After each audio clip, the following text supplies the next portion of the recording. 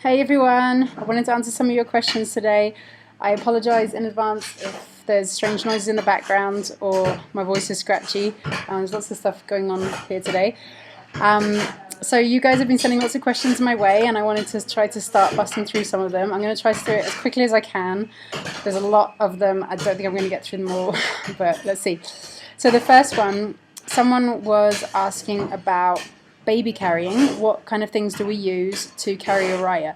So at the moment, the main thing that we use, I have it right here, it's New Native Organic Cotton Sling in khaki, I believe. And you can see it's really simple. It's just basically one piece of fabric or two pieces of fabric sewn together, and you just put it over your shoulder like that, and the baby sits in here. Super easy on and off, and pretty much I kind of think of it as it's just taking some of the weight of the baby off your arms, especially at this point. Uriah is almost a year old in like 4 days from now, and you know she's getting pretty heavy to carry around, so she kind of like stands up in this these days. You see it's just covered in stains. It's very much used and loved. Take some of the weight off her arms. This was pretty much useless for us when she was first born. It seemed way too big, and you know she didn't have head control like most babies when she was born, and it just seemed like she could so easily asphyxiate, and we didn't use this at all until, I don't know, maybe like 4 or 5 months or something. She'd already long had head control by the time we started to use it. So what we used in the very beginning was a Moby wrap, which a lot of people are familiar with. Those really long pieces of material. It's like 14 foot or something of, we had an organic cotton one, green organic cotton one, which we don't have anymore. We lent it to someone else. That was really cool. It's pretty hot. Some babies don't like it because of that. Some mums and parents don't like it too, caregivers. So that's what we used in the beginning. She was kind of like wrapped onto us. Uriah's not really into facing in to the caregiver's body anymore. So we also have this one, and it's a bit tricky to actually use with her because of that reason. This is a boba organic soft shell kind of carrier, very similar to an ergo, which most people are more familiar with. I just had preference for some of the features on here, like see it's got these little foot straps and stuff. So this one, I mean, I love it, and I can use it now with Uriah on my back. I haven't actually done that much, but I can do that. She does not like facing in on the front. So I actually just ordered a new carrier, which I hope I'm going to receive today. That's called a Becco Gemini, B-E-C-O, Becco Gemini. And that's specifically made so that the baby can be on your front, but facing out. So I'm really excited about that. I hope that she's going to like it, and that it's going to give us a bit more relief, because you know the sling is fantastic and we use it non-stop pretty much, but you've always got to have like one arm around her. So I'm excited to see if maybe we can have like 2 hands free with the Becco Gemini, so I'll let you know how that goes.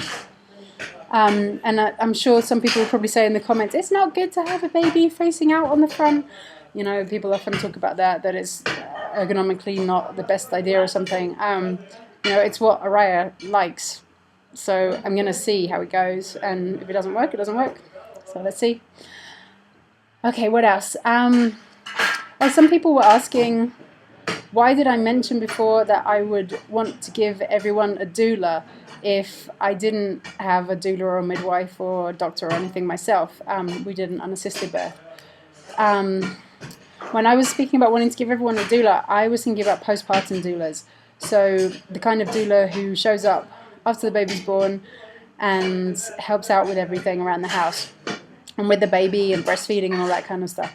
I think birth doulas are fantastic, and if you have one, if you want one, if you feel comfortable with one, wonderful. And that's just not what I was thinking about in terms of giving everyone a doula as part of a charity or something. I was thinking about postpartum doulas. On that kind of theme, someone was asking, would I want to do another unassisted childbirth?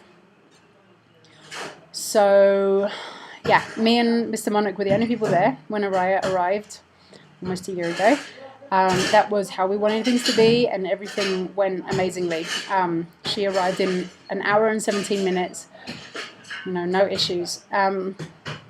Yeah, I would totally do it again if I was blessed to be able to. If there was another baby coming and everything went as smoothly as it did with Araya, then yeah, to me that's what feels comfortable. Felt comfortable, feels comfortable. The idea of no one else being there but us. Just like, most animals in the wild, they like to go and birth alone. So, yeah, I would totally do it if I was blessed and able to. On the same theme, someone was asking, how did I find the courage for an unassisted childbirth? And how did I handle my doubts? To be honest, I don't really feel like, for me, it was a courageous choice. It was the choice that just made sense to me. I wouldn't want to be in a hospital or be around a doctor or a midwife or a nurse or someone who I don't know in a really kind of intimate situation like that. It just wouldn't be comfortable for me. So to me, doing an unassisted childbirth was just, the obvious, comfortable choice. Not, something that felt like, this is so courageous or something. It was just, that's what I wanted. In terms of my doubts, I understand that question for sure. I grew up in Western society with all that imagery of hospital births and everything about birth is so dangerous and all that kind of stuff. I had all of that imprinting too. A couple of books that really helped me about feeling confident about doing unassisted childbirth were Unassisted Childbirth by Laura Shanley and Birth Keepers by Veronica Robinson. We actually sell both of those books, I think, now on the rawfoodworld.com. It's getting very raucous in the next room. Yeah, both of those books were super helpful. I would really recommend checking those out. I also watched a lot of YouTube videos that I could find, anything I could find on unassisted birth and lotus birth and water birth and all the different things that we were doing. That was helpful to see like real people, real births and women and stories and all that kind of stuff. Another thing that was super helpful for me in terms of dealing with my doubts was this one exercise from a book that's called, I think, Birthing from Within. And I just thought this was such a cool exercise. It's 2 parts. The first part, you write down every single fear that you have about giving birth. So, I'm going to die, the baby's going to die, the placenta's not going to come out, cord's going to be wrapped around the neck, like everything, honestly, that comes to your head as that pregnant woman facing birth. You write all of that down, and then the second part of the exercise is that you draw a picture of your ideal outcome for this birth. So, our minds are usually a lot more affected by imagery than they are by words, a lot more easily impacted. So you basically kind of bust through all of those fears, and you're left with this imagery imprint that you can even, like put up on the wall, put up in your birthing area or whatever, to have that visual, that vision that you're heading towards, that this is my ideal birth. This exercise was so powerful for me. I wrote down all my fears, and I covered like 2 entire pages of every possible tiny thing that could happen. And then I drew my picture, and then I actually went and read my list of fears to Mr. Monarch afterwards, and we were literally laughing by the end of it because it just had become so ridiculous, like some of my fears were just so silly sounding, like in the context of how things could be and with this image of how we wanted to head towards things being. So I would really encourage doing that exercise. And I totally get that unassisted childbirth is not necessarily something that appeals to everybody. I absolutely get that. And, I'm not recommending it or encouraging it or whatever. It's a choice. And to me, it just felt like the choice that made sense. And it worked out. And we've got an Araya. Okay, what else do we have here? Why do we live in Ecuador? A friend of ours moved here and we saw photos of what they were doing here. The vegetables they were growing and the amazing climate and landscape and everything. And we just fell in love. And this was years ago. 5 years ago maybe. And yeah, that was it. We just knew that's where we want to be. And here we are. We're in Vilcabamba, Ecuador. We're on a big organic farm, orchards, greenhouses, gardens, horses, dogs, cats, babies, humans, all that kind of stuff. We love it. We don't want to go anywhere anymore. We were traveling for way too long before coming here. I think I was traveling for 14 years. So we're very happy. Choline. Someone was asking, how do you get choline if you don't eat eggs and animal products? I get choline personally from lecithin. I use Health Force's non-GMO soy lecithin powder, which we also sell on the rawfoodworld.com. It's super easy to use. It's like this very fine yellow powder, really high amounts of choline in it. You just take like a tablespoon a day and you're good. You can put it on salads, put it in smoothies, cake mixes, anything, you know. So that's what I do. I also hear that bee products apparently have some amount of choline in them. I don't know if it's very much, and I wouldn't rely on that. So yeah, that's a way of getting choline. Non-GMO soy lecithin powder. If you're not into animal stuff. Someone was asking, what about doing enemas while pregnant? And if so, do you just use water or what? So I wrote a lot about this, all about all of these things actually, in my book, all about conscious parenting choices, which is called A Gentle Start. And you can also find that on the rawfoodworld.com, A Gentle Start. So yeah, I wrote all about this in there. I did colon hydrotherapy throughout pregnancy. I actually was doing colonics because we have a colonic unit here in our home. So I did it at least once a week throughout pregnancy, sometimes more depending on how things were going. Constipation is really common with pregnant women because obviously your body is filling up with this whole other being, and you know there's just not as much room anymore. Women get really constipated. I didn't want to be dealing with that kind of stuff. I'm used to doing colon hydrotherapy regularly anyway, so I just carried on throughout pregnancy. I can pretty much guarantee you there'll be health professionals out there who would just go berserk at that idea. You know, they would tell you it's really dangerous and da-da-da-da-da. That was my experience, you know. I did colon hydrotherapy throughout, and especially right before labor. You know, if you're wanting to do a water birth, it might be also a really good idea to, if you're aware that you're in labor, which I wasn't really, but I kind of guessed, to do an enema at least before you get into like the real full-on stage of labor. Because if you're in the water and you suddenly have a bowel movement, it's not going to probably be a very nice situation for everyone involved. And yeah, in terms of do you just use water if you're doing an enema or a colonic, I would. I mean, I wouldn't want to do like a coffee enema if I was pregnant. I don't do them anyway, you know. And people put all kinds of stuff in enemas, you know, oils and green powders and green juice and stuff. I mean, it's all right, whatever. I just wouldn't do it personally. I just always do water. Someone asked, how often proportionally does Araya nurse compared to eating? I would say she nurses, like at least 90% of her intake, I'd say, would be through nursing at this point. She eats stuff, but it's very kind of like small amounts and picky and, you know, just like picking at things. A lot of it ends up on the floor. So she eats, you know, bits throughout the day. She might grab a piece of fruit or she's in the garden a lot. She might grab like a kale leaf or some tomato or cucumber. She likes to eat flowers as well. She just loves flowers. Or, you know, at lunchtime we all sit down together. It's the only time in the day when my husband eats. He eats once a day in the middle of the day, and we all sit down at that point and eat together. And Araya will typically eat something then. A lot of it, of course, ends up on the floor.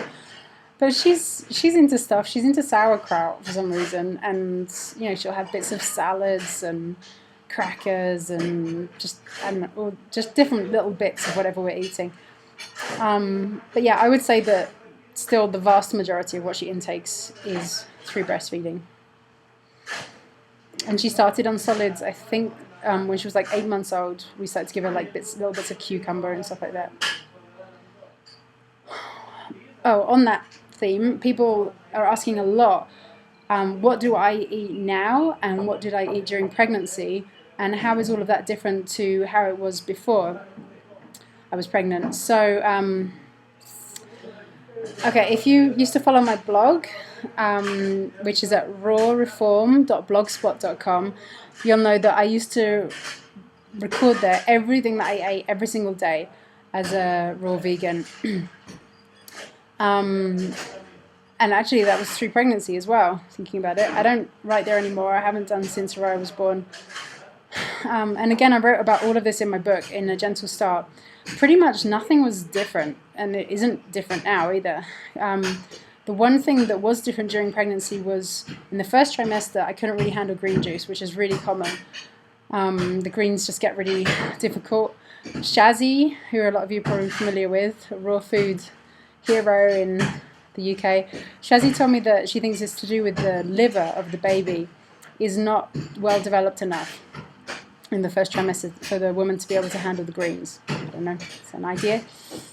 So yeah, I couldn't really handle green juice, and then it was fine after that. The main oddity about eating while pregnant for me was I couldn't really eat. It was pretty challenging. I didn't ever throw up during pregnancy, but I did have nausea, and I felt as if it was like this negotiation, this challenge with every single mouthful pretty much to get down. That was pretty tough, you know, just, it felt like a victory, like every bit of food that I managed to get down. And nowadays, yeah, it's pretty much, it's the same thing still, you know. Not that it being challenging to eat part, but just the intake is pretty much the same. I was totally raw throughout pregnancy. I'm still totally raw now. A typical day right now might be drink water in the morning, like a quart or a litre of water. Then I'll cut up some fruit, fresh local fruit here, and have a little bit of fruit salad. And then I'll have some green juice.